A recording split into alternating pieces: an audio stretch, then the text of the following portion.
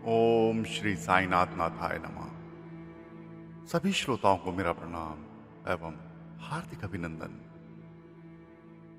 मित्रों, अक्सर हम लोगों के मन में सवाल उठते हैं कि हम कौन हैं। क्या हम ये शरीर हैं या हमारा नाम, पहचान, विचार यही हम हैं? अगर नहीं तो फिर हमारी असली पहचान क्या है? इन्हीं सवालों की खोज है आत्मज्ञान, और यही है मानव जीवन का सबसे पवित्र लक्ष्य। मित्रों, आत्मज्ञान का अर्थ है अपने सच्चे स्वरूप को जानना। यह जान लेना कि मैं न तो शरीर हूं, न ही मन हूं और न ही विचारों की भीड़, बल्कि मैं चैतन्य शुद्ध आत्मा हूं जो इस शरीर में एक यात्री की तरह निवास कर रही है। श्रीमद् भगवत गीता में लिखा है, आत्मा अजन्म है, अमर है, अविनाशी है।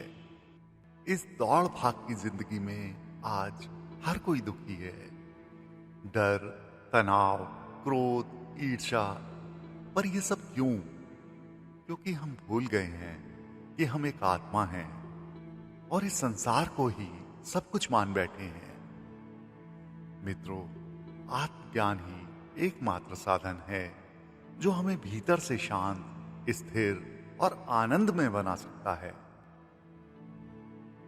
जिसने आत्मा को जान लिया उसका कोई शत्रु नहीं बचता, न बाहर और न भीतर। अगर आत्मा को जानना है तो सतगुरु की शरण में जाएं। बिना गुरु के आत्मज्ञान दुर्लभ है। सतगुरु हमें सिर्फ उपदेश नहीं देते, बल्कि हमारे भीतर सोई आत्मा को जागृत करते हैं। गुरु के बिना ज्ञान संभव नहीं और ज्ञान बिना मोक्ष नहीं है। हमारे बाबा स्वयं एक दिव्य गुरु थे। उन्होंने कहा, मैं तुम्हारे भीतर का सत्य उजागर करूंगा, बस श्रद्धा और सबूरी रखो। मित्रों, अपनी आत्मा को जानने के लिए रोज कुछ समय के लिए मौन में बैठें। सांसों पर ध्यान केंद्रित करें। मन को विचारों से हटाकर अपने भीतर देखें। धीरे धीरे आप अनुभव करेंगे, मैं विचारों से अलग हूं, मैं केवल साक्षी हूं। जब भी कोई विचार आए, अपने आप से पूछें, यह विचार किसको आया है और मैं कौन हूं? यह प्रश्न धीरे धीरे मन को शांत करेगा और आप अपने भीतर की शुद्ध चेतना को महसूस करने लगेंगे।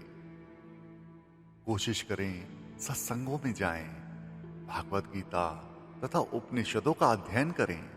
शास्त्र पढ़ते पढ़ते एक दिव्य समझ विकसित होती है कि ये सारा संसार बदल रहा है, परंतु आत्मा अचल है।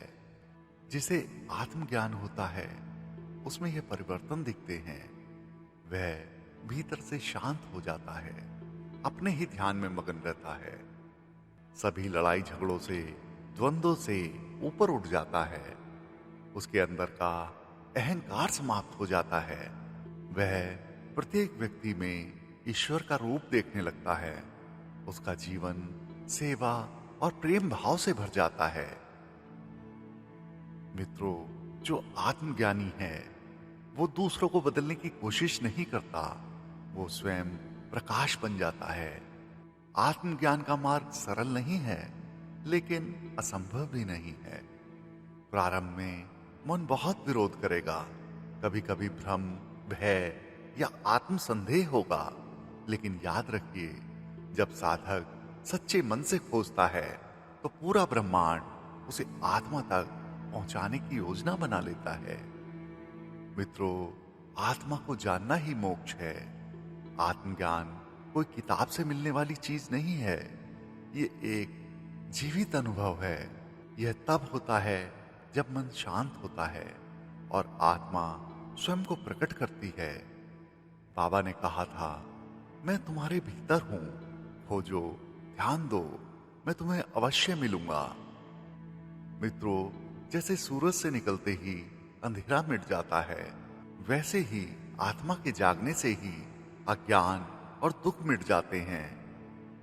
मित्रों, जब तक हम बाहर की दुनिया को सब कुछ मानते हैं, तब तक भीतर की रोशनी छुपी ही रहती है। आत्मज्ञान उस दीपक का नाम है जो स्वयं के अंदर जलता है और अज्ञान के अंधकार को समाप्त कर देता है। मनुष्य जीवन का उद्देश्य केवल भौतिक सुख नहीं है, असली उद्देश्य है स्वयं को जानना। जब ये प्रश्न भीतर से उठते हैं और हम उनका उत्तर ढूंढने निकलते हैं, तब शुरू होती है आत्मज्ञान की यात्रा। जिस दिन हम जान लेते हैं हम शरीर नहीं हैं, हम आत्मा हैं, उसी दिन हम सारे भय, मोह और बंधनों से मुक्त हो जाते हैं। मित्रों, आत्मज्ञान कोई किताबों से मिलने वाला ज्ञान नहीं है। यह एक अनुभव है जो मौन में, ध्यान में, शांति में होता है। जब मन की हलचल रुकती है, तब आत्मा की आवाजें सुनाई देती हैं।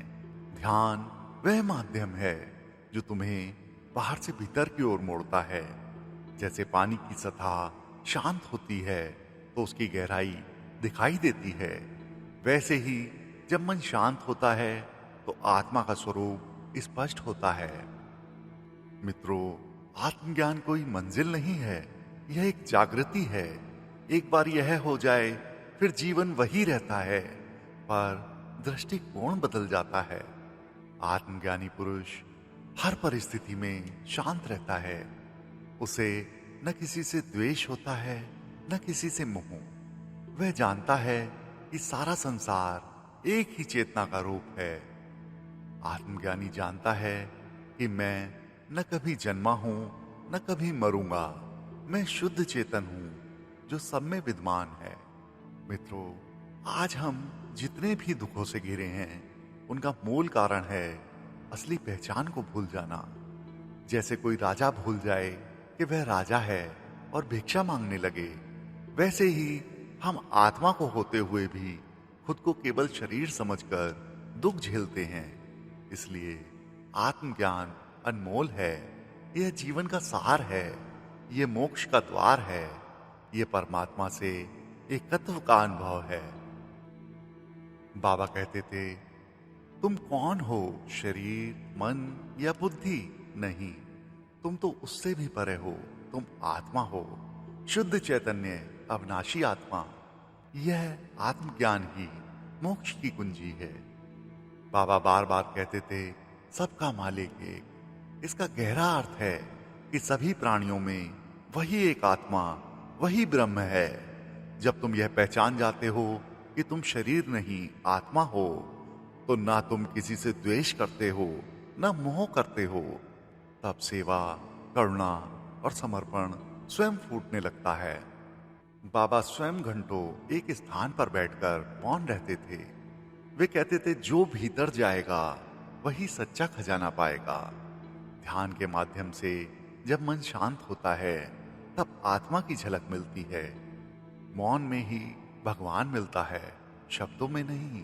बाबा कहते हैं, तुम मरते नहीं, तुम्हारा शरीर छूटता है, आत्मा तो शाश्वत है। जब यह सत्य तुम्हारे भीतर उतर जाए तो सभी दुख मिट जाते हैं। तब व्यक्ति कहता है, मैं देह नहीं हूं, मैं आत्मा हूं, मैं अमर हूं। जो आत्मा को पहचान लेता है वह सेवा करता है, बिना अहंकार के, बिना अपेक्षा के। आत्मज्ञानी व्यक्ति जानता है कि वह और दूसरा एक ही चेतना के रूप हैं। जिससे तुम परमात्मा को देखते हो, उसी में सेवा करो, यही पूजा है। बाबा कहते हैं, अपने अंदर झांको, बाहर कुछ नहीं मिलेगा।